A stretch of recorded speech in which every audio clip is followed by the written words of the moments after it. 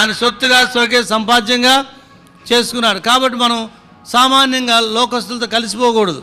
మనం లోకస్తులతో కలిసి మాట్లాడటం, కలిసి తినటం, కలిసి త్రాగటం, కలిసి ప్రయాణాలు చేయటం, కలిసి ఉండటం అంత మంచిది కాదు. టచ్ మీ నాట్, ఎంతవరకు అంతవరకు, హాయ్ బాయ్ అలాగన ఉండాలి అని వాక్యం ఇక్కడ సెలవిస్తుంది.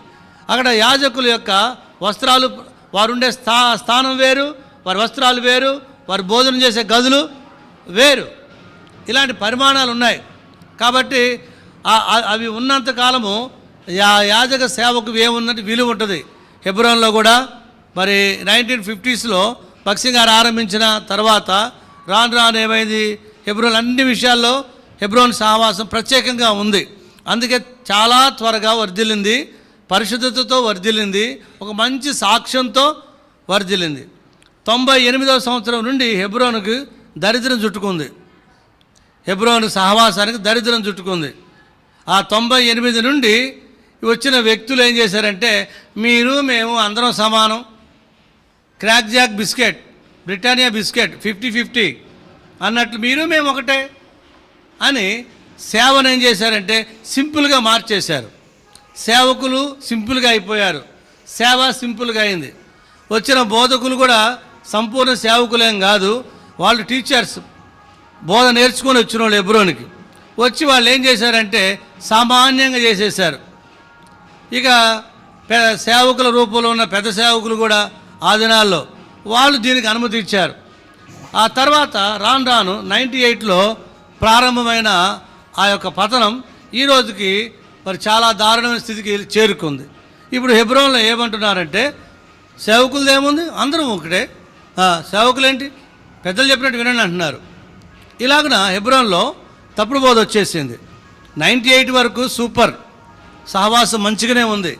అగస్టిన్ గారు ఆఫ్టర్ బ్రదర్ భక్సింగ్ గారు, అగస్టిన్ గారు మంచిగా నడిపించాడు.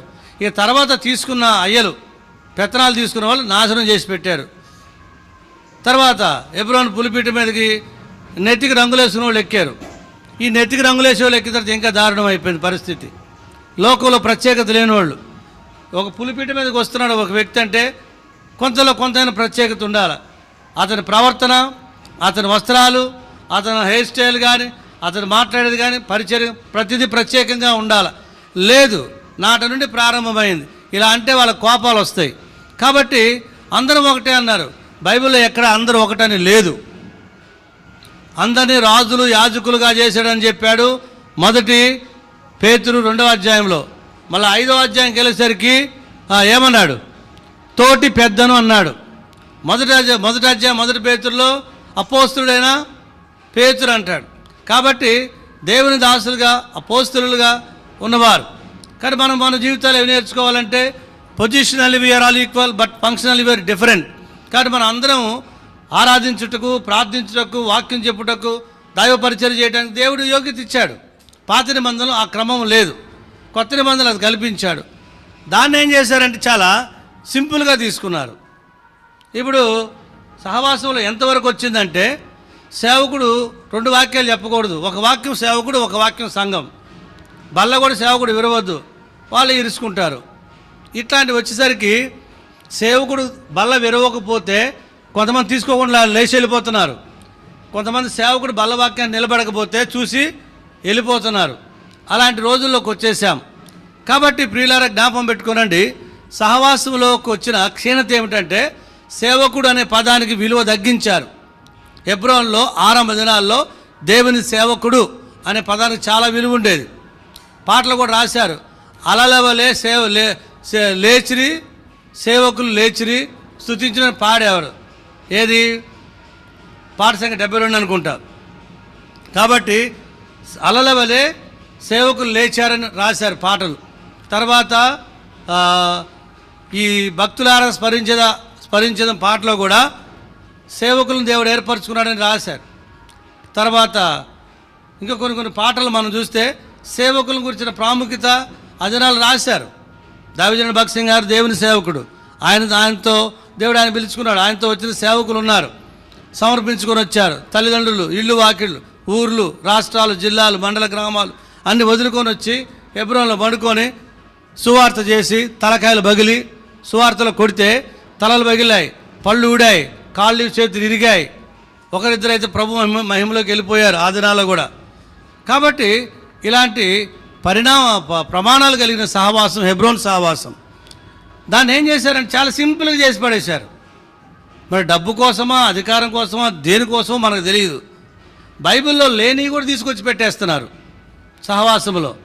కాబట్టి దేవుని వాక్య ప్రకారము దేవుడు అందరిని రాజులు యాజకులుగా చేశారు.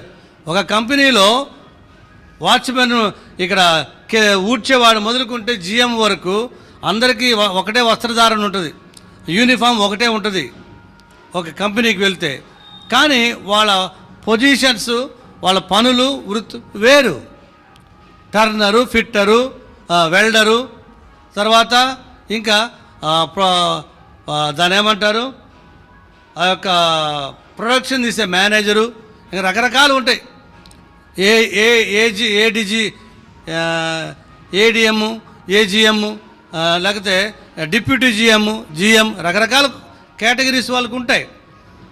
కాబట్టి అందరూ ఆ వస్త్రాల విషయానికి వస్తే యూనిఫామ్, కంపెనీ యూనిఫామ్ అందరికీ ఒకటే ఉంటుంది. రక్షణ అంటే అందరూ ఒకటే. భక్సింగ్ గారు, మనం అందరం, నువ్వు నేను, మనం అందరం రక్షణ విషయంలో అందరం ఒకటే. కానీ మన పరిచర్యలను బట్టి, మన ప్రయాసాలను బట్టి వేరుగా ఉంటుంది.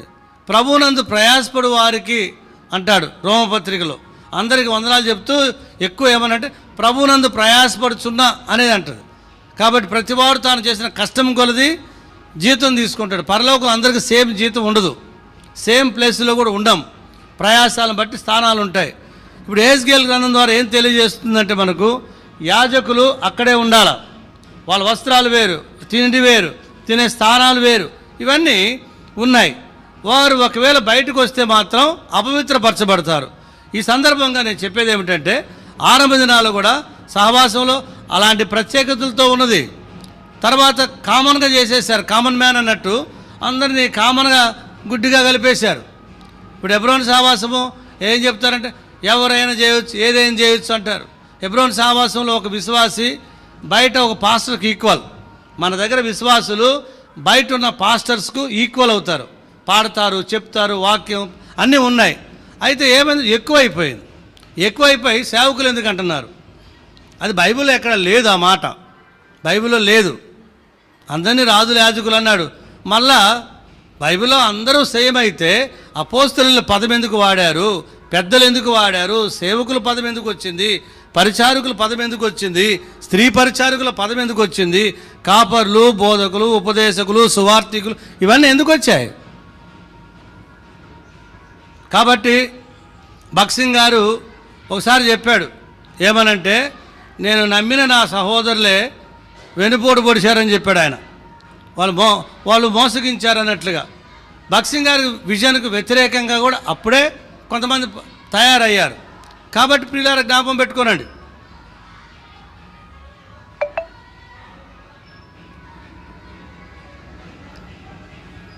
దేవుని వాక్యంలో మనం గమనిస్తే ఆ విధంగా వచ్చింది. ఈరోజు ఈ విధంగా అయిపోయింది. ఈరోజు హెబ్రోన్ అంటే విలువ లేకుండా అయిపోయింది, 3 ముక్కల ఆటలాగా మారిపోయింది. కాబట్టి ప్రత్యేకత ఉంది పెద్దానికి. అలాగని చెప్పి సేవకులు దేవుళ్ళు, సేవకుల కాళ్ళ దగ్గర దండం పెట్టాలా, సేవకులను ఒక దేవుళ్ళలా చూడాలని చెప్పటంలో బైబిల్. సేవకులు మన కొరకు ప్రార్థన చేస్తారు, మనకు సువార్త అందిస్తారు, మన కొరకు, మన కుటుంబాల కొరకు వారు ప్రార్థన చేస్తారు. వారు వచ్చి నా పని మీదే లోకలన్నీ వదులుకొని వచ్చారు. కాబట్టి ఇది జ్ఞాపకం పెట్టుకోవాలి. యాజకుల యొక్క ప్రత్యేకత ఆ దినాల్లో ఉంది. ఇది హెబ్రోన్లో కూడా ఆరంభ దినాల్లో మేము చూసాం. మేము చిన్నప్పుడు హెబ్రోన్ సేవకులు అంటే సేవకులు అనేవాళ్ళు కాదు, అమ్మో దూతలు, దేవుని దూతలు అనేవాళ్ళు. హెబ్రోన్ అంటే దేవుని దూతలు ఉన్న స్థలం అనేవాళ్ళు. హెబ్రోన్ నుంచి ఒక కాన్వకేషన్కి మా నాయన వచ్చి ఒక రొట్టె ముక్క రొట్టె తెస్తే 2-3 రొట్టెలు తెచ్చేవాడు. అవి తలా కొంచెం తుంపుకొని తినేది, ఏదో హిందువులు తిరుపతిలో తిన్నట్టు లాగా రకరకాలుగా. వాళ్ళకి ఎంతో ప్రత్యేకత, వాళ్ళెంతో ఆ లడ్డులు తిని ప్రత్యేకంగా తిన్నట్టుగా హెబ్రోన్ నుంచి వచ్చిన రొట్టెలు మేము అటు తిన్నాం. నాకు కావాలనుకునేది. భక్సింగ్ అన్న దగ్గర నుంచి వచ్చింది, హైదరాబాద్ నుంచి వచ్చింది, హెబ్రోన్ నుంచి వచ్చింది, ఈ రొట్టె మాకు కావాలి. అక్కడ ఇది పరిశుద్ధులు చేశారంట, దేవుని బిడ్డలు, దేవుని దూతలు అట్లా కూడా తినేవాళ్ళు. అది ఆ పరిమాణాలు ఉన్నాయి. కాబట్టి జ్ఞాపకం పెట్టుకోనండి, దేవుని బిడ్డలైన వారు గుర్తుపెట్టుకోండి. సేవకులు గొప్ప నేను చెప్పటల్లా, సేవకుడు సేవకుడే. సేవకుని తర్వాత పెద్దలు ఉంటారు, పెద్దలే. పరిచారకులు ఉన్నారు, వారే. తర్వాత స్త్రీ పరిచారకులు, ఎవరి స్థానాలు వాళ్ళకు ఉంటాయి. ఇక్కడ యాజకుల స్థానములో యాజకులు సింపుల్గా సామాన్యంగా ఉండటానికి లేదు. ఎవరంటే వాళ్ళు ముట్టుకోకూడదు, ఎవరి దగ్గరికి వెళ్ళకూడదు. ఆ సందర్భంలో ఇవన్నీ నేను మీకు చెప్తున్నాను. అది పాత నిబంధనలో జరిగింది, కాదని అనటం లేదు. కానీ కొత్త నిబంధనలో కూడా ఆ ప్రత్యేకతే ఉంది, లేకేం పోలేదు. పౌలు గారు డైరెక్ట్ చెప్పాడు, ఆ వాక్యమే విశ్వాసులైన మీలో అంటాడు. కాబట్టి మేము అపోస్తలుడైన పౌలు రాయిస్తున్నాడు అంటాడు. మళ్ళీ తర్వాత ఏమైనా మొదటి దశలోనిక 1వ అధ్యాయము 2వ అధ్యాయం 13లో, మొదటి దశలోనికి 2:13లో ఆ వాక్యమే విశ్వాసులైన మీలో. ఆ డిఫరెన్స్ అనేది చూపించాడు. అందరూ ఒకటి ఎట్లా అవుతారు చెప్పండి? అందరూ ఒకటంటే ఆల్ ఆర్ సైన్స్, పరిశుద్ధులే. ఇక పరిచారకులు లేడు, స్త్రీ పరిచారకులు లేరు, పెద్దలు లేరు, సేవకులు లేరు, అపోస్తలు ఎవరూ లేరు. పరిశుద్ధులుగా పిలువబడాలి, అంతే ఉండాలి. మిగిలిన డిగ్రీస్ ఎందుకు? బాధ్యత గల సహోదరులు ఎందుకు? వాక్యానుసారంగా మీరు ఆలోచించాలి. ఇది ఎవరినో విమర్శించేది కాదు, ఇది సబ్జెక్ట్లో మాట్లాడుతున్నాం. కాబట్టి ఈరోజు హెబ్రోన్ సహవాసము డౌన్ అవుట్లో రోడ్డును బట్టలో బజారును బట్టలో గల కారణం ఏమిటంటే, సేవకుడు అనే పదాన్ని కింద పెట్టేశారు. ఆ పదానికి బైబిల్లో ఉన్న విలువ ఎంతో ఉంటే దాన్ని తీసి కింద పెట్టారు కక్షతో కొంతమంది. వీళ్ళకి సహకరించిన వాళ్ళు పెద్ద సేవకులు, ఫిలిప్ గారు, ఆ రేంజ్ వాళ్ళు, ఫిలిప్ గారు కానీ, జీటీ బెంజమిన్ కానీ, వీళ్ళందరూ ఆ పదాన్ని కింద పెట్టారు, కావలసుకొని చేశారు. ఈరోజు అనుభవిస్తున్నారు. జీటీ బెంజమిన్ గారు చనిపోయేటప్పుడు పశ్చాత్తాపడి నేను చేసిన తప్పే అని ఒప్పుకున్నాడు ఆయన. కాబట్టి జ్ఞాపకం పెట్టుకోనండి, దేవుని సేవ పరిచర్యను సబ్జెక్ట్ ఏంటంటే నువ్వు సింపుల్గా మార్చొద్దు. నీలో భక్తి లేదు, నీలో పరిశుద్ధత లేదు, నీకు వాక్యం తెలియదు, నువ్వు వదిలేసాయి, నువ్వు పక్క తప్పుకో. అరే నీకు లేకపోగా అందరికి అదే రుద్దుతావా? నువ్వు పరిశుద్ధుడు కావు, అందరికి పరిశుద్ధత లేదనుకుంటావా? నీకు వాక్యం తెలియదు, అందరికి తెలియదు అనుకుంటావా? నువ్వు ప్రత్యేకంగా సేవ చేయలేకపోతున్నావు, అందరికి అట్లా అనుకుంటావా? కాబట్టి దేవుని బిడ్డలమైన మనం యాజకులు ఆ స్థలంలో ఉండాలి, ఆ వాళ్ళ వస్త్రాలు అక్కడ మార్చుకోవాలి, భోజనం అక్కడే చేయాలి. అవన్నీ మనకేమి నేర్పిస్తున్నాయి అంటే, ఆనాడైనా ఈనాడైనా దేవుని సేవకు ఒక ప్రత్యేకత ఉంటుంది. అంతేకాదు ప్రతి విశ్వాసి కూడా దేవుని సేవించవచ్చు, తప్పేమి లేదు. పరిశుద్ధత అనేది మొదటి మెట్టు. పరిశుద్ధత ఉంటుంది, ప్రత్యేకత ఉంటుంది. ఇవన్నీ మనం జ్ఞాపకం పెట్టుకోవాలి. లేకపోతే బైబిల్లో ఎందుకు ఆ పదాలన్నీ ఉన్నాయి? బైబిల్లో ఎందుకు ఆ పదాలు ఉన్నాయి? అపోస్తలుడైన పౌలు ఎందుకు అనాలా? సహోదరుడైన పౌలు గారు మీకు రాయినది అంటే అయిపోవు. ఆయన ప్రతి సందర్భంలో అపోస్తలుడైన పౌలు అంటాడు, పెద్దలకు రాస్తున్నాడు, అధ్యక్షులకు అంటాడు, పెద్దలకు అంటాడు, పరిచారకులకు అంటారు, దేవుని సంఘమునకు అంటాడు, పరిశుద్ధులుగా ఉంటాం పిలువబడిన వారు, ఇవన్నీ చెప్తూ అపోస్తలుడైన పౌలు. అదొక ప్రత్యేకత ఉంది, అంతే. వాళ్ళు గొప్పోళ్ళనేమి కాదు. దేవుని సేవలో ఉన్నవారు ప్రత్యేకత ఉందని వారి ఇష్టానుసారంగా వాళ్ళు కూడా చేయటానికి లేదు. దైవ భయభక్తులతో, పరిశుద్ధత కలిగి, ప్రార్థనతో, దైవత్వం కలిగి, దేవుని చిత్తంలో ఉండి, దేవుని ఆత్మతో నింపబడి దేవుని సేవించే వరకు వారు కూడా ఉండాలి. తర్వాత చదువుతాము, కంటిన్యూ.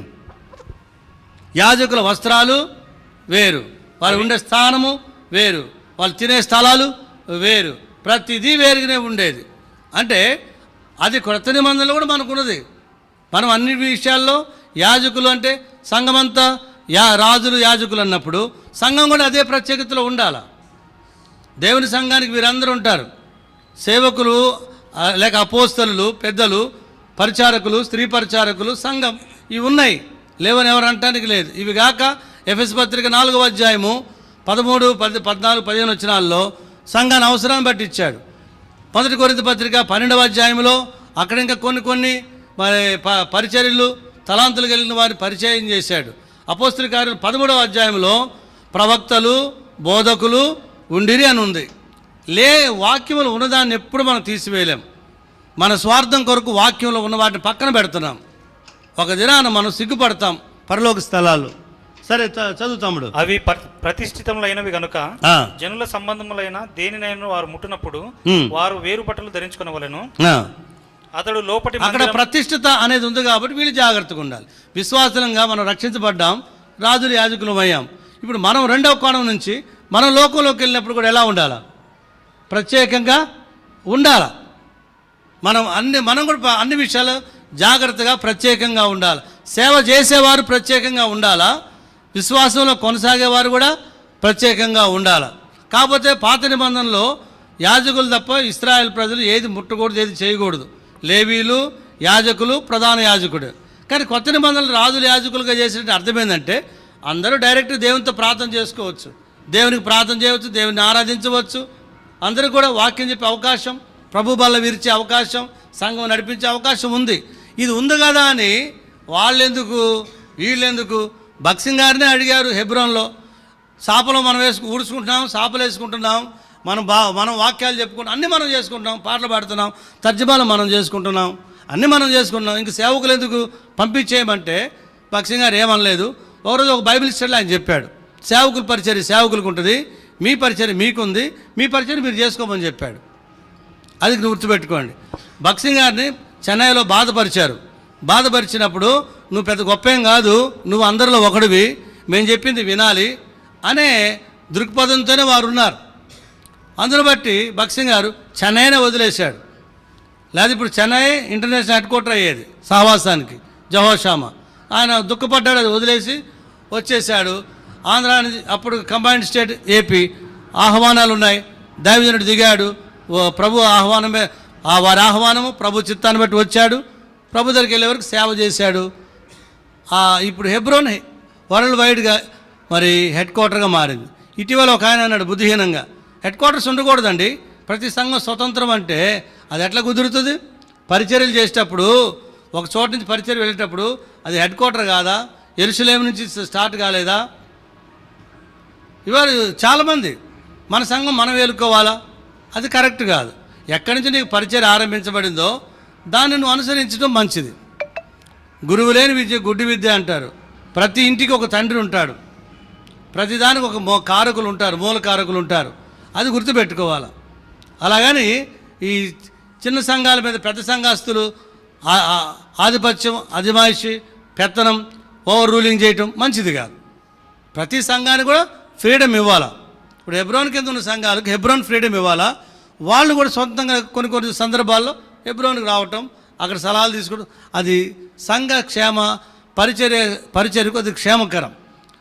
ఇప్పుడు చూడండి, ఇతర సహవాసాలు ఇంత ఐక్యత ఉండదు, గొడవలు కొట్లాట్లున్న హెబ్రోన్ పాటల పుస్తకం వేరు, ఆ క్రమం వేరు, ఆ ప్రార్థన వేరు, ఆ నడిపింపు అంతా ఒకటేలాగా యూనిఫామ్గా ఉంటుంది. అట్లా ఉండకూడదని పాడు చేసేవాళ్ళు కొంతమంది. కానీ జ్ఞాపకం పెట్టుకోనండి, దేవుడు మనకు మనోనేత్రాలు ఈ విషయాలు వెలిగించునుగాక. చదువయ్యా. అతడు లోపట మందిరమును కొలుచడం ముగించి నన్ను బయటికి తోడుకొని తూర్పు తట్టు చూచు గుమ్మం నాకు వచ్చి చుట్టూను కొలిచెను. తూర్పు దిశను చుట్టూను కొలకర్రతో కొలువగా 500 బారలాయను. ఉత్తర దిశను చుట్టూను కొలకర్రతో కొలువగా 500 బారలను, దక్షిణ దిశను కొలకర్రతో కొలువగా 500 బారలను,